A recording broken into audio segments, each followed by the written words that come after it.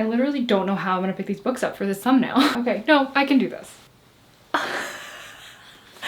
Okay, I've got it.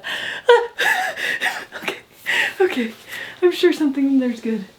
Oh my god, I'm literally out of breath. Hi, my name is Sarah Freshly and welcome back to Freshly Read Books. That's a good intro, right? Just me really struggling with the thumbnail. So typically I do a TBR every month, but this month it's just, and for like the last 2 months, I don't think I've done one just because I've been moving and everything. And I still don't feel quite ready for like a monthly TBR. Mostly because I'm just kind of having fun, like deciding what I want to read closer to when I read it. I still won't say I'm quite mood reading because I'm really bad at that. But one of these days I'm gonna try it. I'm gonna try actually mood reading and just being like, hey, I feel like reading this book, so I'm gonna read it. It sounds like chaos to me. And it's not like I'm an insane planner, but like that specific thing is like the one thing where I'm like, I just can't let go. I'm constantly thinking about what I want to read next, so I don't think that I would ever get to the point where I'm not reading something without having an idea of what I'm going to be reading next. And after that, and after that, and after that. So I think what I'm gonna do is set a TBR for this summer, just for this season. And I might continue this, I might go back to doing monthly after summer. I don't really know, it just kind of depends on how I feel in the moment. And that's the beauty of it, I guess. So that's what this video is. This is my summer TBR. It's a pretty loose TBR, I would say. I literally just looked at my bookshelves and was like, what do I want to read this like entire summer? And that was very freeing. So let's talk about the books I'm gonna read this summer, probably, hopefully. So the first one I have here is The Boyfriend Candidate by Ashley Winstead. I've read all 3 of Ashley Winstead's thrillers. Is it 3 or 4? 3.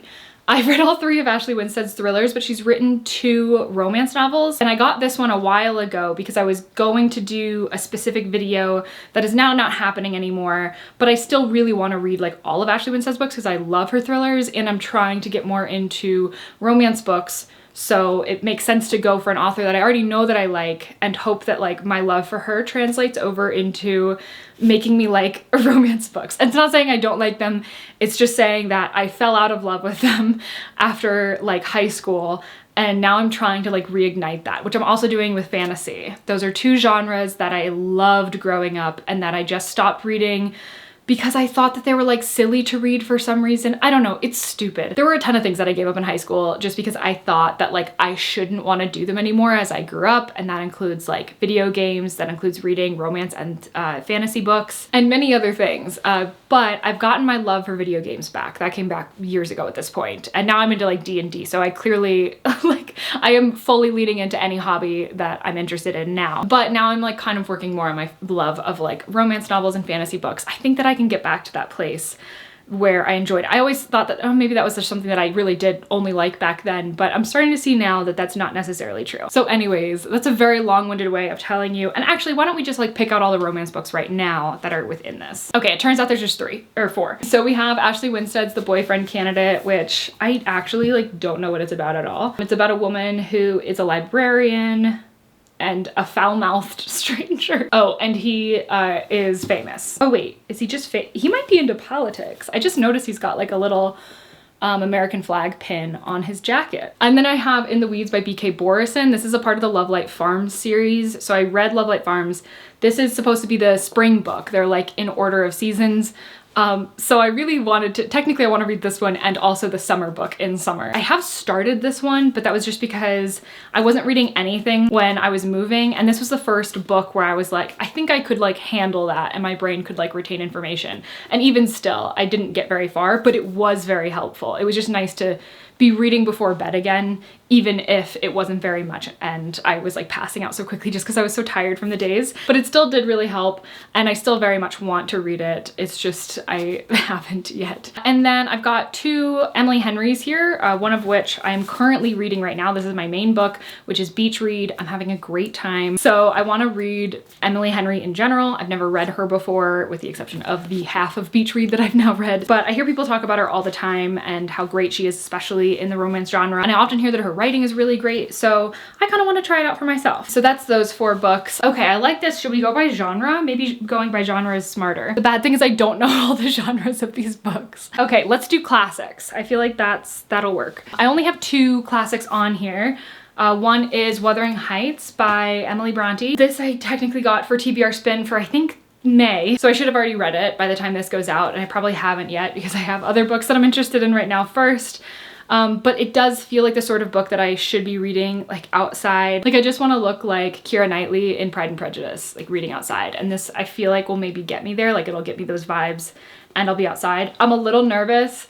I shouldn't be because they're different people, but I've read Jane Eyre by Charlotte Bronte and I really hated that. And I know they're just sisters. They are their own people. They are their own authors. But that did make me weirdly scared about reading Wuthering Heights. And then I have Little Women by Louisa May Alcott. Same deal. I feel like I should be reading this outside. Although I do wish I had a different cover. Like this one's cute, but it's not giving me the vibes that I want this book to give me. But it's very floppy. So in that, I think that it's great. I actually do think that I've read Little Women before, or at least part of it. I have a vivid memory of being at my aunt and uncle's place in Florida reading Little Women, and I don't know why. And I feel like it was around Christmas time. Wait, is this a more summery book? Now that I've said Christmas, I kind of feel like Christmas happens during it, but maybe it takes place over a long period of time. Let me know in the comments if I should read Little Women in the summer. Is that the vibe or should it be a different time? I think I only have one nonfiction, which is Monsters, A Fan Dilemma by Claire Dederer. This I've already read some of, but actually I think that I've read more than this because I've been reading on my Kobo as well, on my e-reader. But this is a nonfiction kind of about like what to do with, or I guess just like questions surrounding when you like a work of art, but you don't like the person that made it because of whatever reasons, how you kind of like grapple with that, which I think is a fascinating question. I think it's something that as the internet has become what it is and as like information is so readily available to us, we know a lot more about people than we ever have before, about like authors and directors and everything. And so we're being faced with this question a lot more often. Like, should that impact it? So yeah, I'm sure I'll dive more into the idea of it and how I feel about it, because I think that this is really just going to be asking questions the whole time. I don't think it's going to like give me how I should feel about it. But yeah, so far, very good. Excited to finish it up. Okay, and then I have a lot of literary fiction, so I'm just gonna go through these one at a time. The first is Real Americans by Rachel Khong. This was sent to me by Knopf Publishing and is, I think, about the daughter of immigrants, of like US immigrants. Begins in New York City on the precipice of Y2K when 22-year-old Lily Chen, an unpaid intern at a slick media company, meets Matthew. Matthew's everything she is not, poised, confident, and most notably heir to a vast pharmaceutical fortune. Lily, the only child of scientists who fled Mao's Cultural Revolution, was raised in Tampa and is flat broke. Wait, I didn't know she was from Tampa. Why did that make me so much more excited about this book? Despite their differences, Lily and Matthew fall in love. And then it looks like we also follow Nick Chen, who is Lily's son in the future. Okay, so that takes place in like 2000 or just before the year 2000. And then it's also got a separate timeline in 2021 with 15-year-old Nick Chen, who's Lily's daughter, and it says that she's a single mother. So clearly things did not work out with our boy Matthew. Man, I totally forgot what this is about, but I'm really, really excited now. Oh, my cat wants to be let out. Hold on, everybody. Okay, now we just have an open door with the painting that I need to hang there. Next, we have Chain Gang All-Stars, which was also sent to me by Vintage Publishing. This one is one of my most anticipated reads that I have on my bookshelf in general. It seems so perfectly up my alley that it takes place in this world that I think is like a bit dystopian, or I know it has this like prison system where people like fight each other to the death and stuff, like a battle royale type deal. So obviously it's set in a world that's like not quite our own, but it does have a lot to say about our own and about our prison system. Then we've got Northwoods. When am I gonna stop talking about it and just read it? Who knows, honestly. So this is another book that was sent to me by Random House. You can tell that these were the books just in a row that I pulled from this section here. This is something about like a cabin in the woods that there's something weird going on there, and it's like across different times or something. Like I think this book shows the cabin at different times and like the different inhabitants of it or something. I don't fully remember, but this has been on so many TBRs of mine at this point, and I just want to read it. And I feel like summer's a good time for that, right? I need to read it. Everybody that reads it loves it, and I want to read it so bad. And then we've got the big one, Donna Tartt's The Little Friend. It's a big book. It is not little. I've actually started this one, so I am 130 pages in. I believe it's about 700 pages long. This is the only Donna Tartt book that I haven't read at this point. To be fair though, she's only written 3 books, which is The Secret History, The Goldfinch, and this one. This is about a family in the South. I can't remember where exactly they're from, but it's mostly about the daughter. I think her name is Harriet, but the son of the family ends up dying in kind of a weird way, like possibly murdered, but he's very young when it happens. Harriet it, his sister, who was like a baby at the time, kind of like takes it upon herself to figure out this mystery. Although, at least as far as where I'm at in the book, she's still very young. So it's giving me a little bit of like Harriet the Spy energy, but about like a very serious thing instead of like the mysteries that were in Harriet the Spy. But I think it's just like the name and the fact that she's kind of trying to like look into this thing. She's like learning how to look in the library at like old newspapers and things like that. At first I had kind of a hard time with it. I actually tried reading this book years ago. I think it was like in 2020. I got about 30 pages in and I was like, I just can't right now. And then it's just been sitting on my bookshelf since then. It's one of the oldest books on my TBR, and I knew that I wanted to get to it this year. And just one day I kind of felt like picking it up. So I was like, all right, like let's do it. I read a very little bit of this at a time, but I'm still excited about it. And I'm happy to finally like be in it and know, like have the vibe for it, which it does have a very specific feeling while reading it. And I am liking that. Like I'm liking sitting with the characters. I'm getting the same like, or similar feelings at least that I got with The Secret History,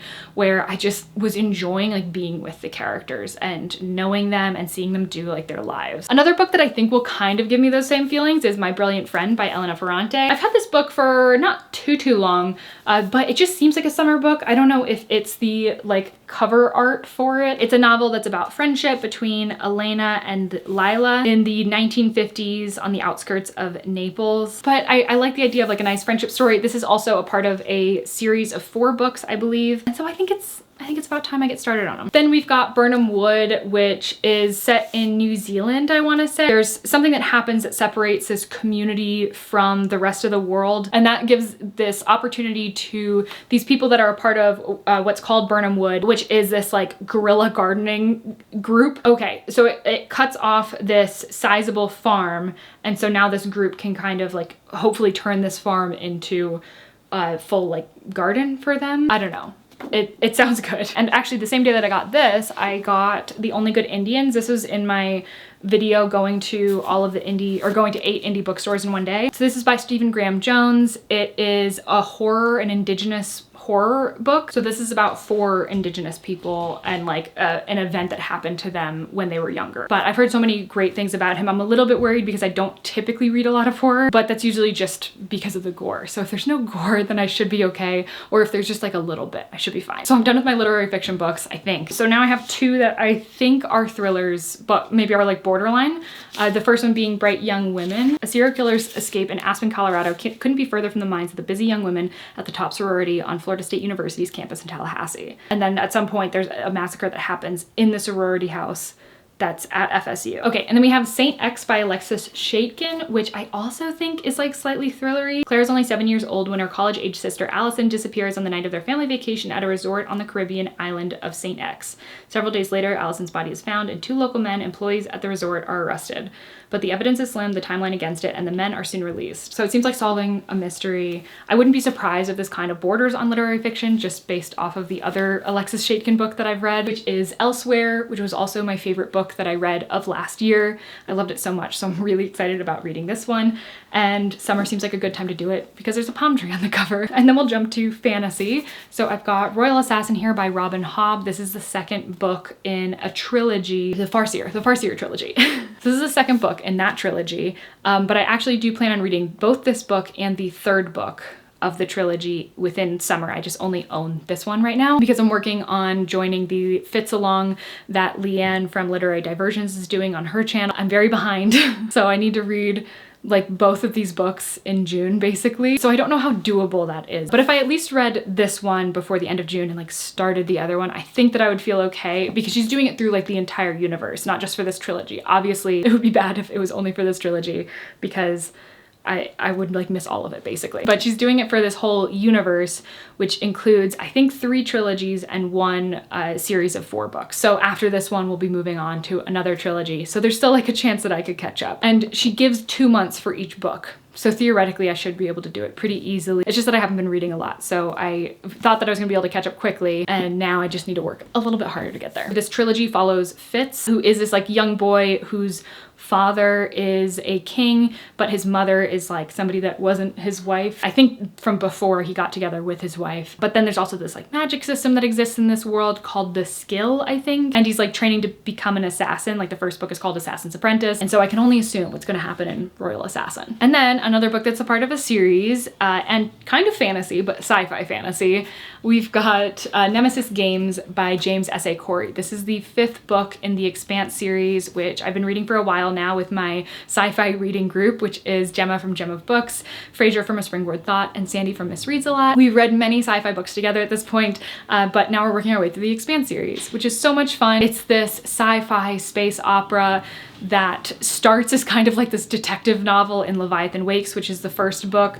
or like partial detective novel. I wouldn't say the whole thing's a detective novel, but the world that this takes place in is many worlds. It's many planets, but it's like our solar system, Earth, Mars, but then also like space stations and like structures that have been made entirely like in space, or that orbit specific like planets and stuff that also have like tons of people on them. And then something huge happens in this universe that everybody's kind of like impacted by, and it's them all dealing with it, but also having at the same time their own politics and everything that they've been dealing with for much longer. It's really cool. It's super fast paced, a lot of fun. The 4th book that we just read is my favorite so far, so I'm very excited to keep going in the series. And that's it. That is all of the books on my TBR for the summer. I'm very excited about reading all of these, and it does feel, I don't know, it feels like a little bit of the pressure's off not having this be like tied to this month that I have to read these, but instead just being tied to the entire like season. And it's fun because I could pick books that just felt nice to be reading like outside in like a summer atmosphere. I feel like another reason why I've never done a seasonal TBR before is purely just because I haven't lived in a place like with seasons. And now that I have them, even though the season that we're getting right now is the season I'm most familiar with, it still feels a million times better. And summer is usually the time when I like hide inside in Florida and like just stay in the AC the whole time. But here it means like going outside and having fun and reading outside, and they're about to open our pool. And so I'm excited to be reading these books in those settings. So please let me know what books you are most excited to read this summer, what books kind of spark summery feelings for you. Also, don't forget to let me know if Little Women, what are the vibes there? If I were to pick like one season to read Little Women in, which season would it be? Or does it not matter at all? That's also fine. And besides that, I hope you did enjoy watching. Please consider subscribing if you did, and I will see you in the next one. Bye.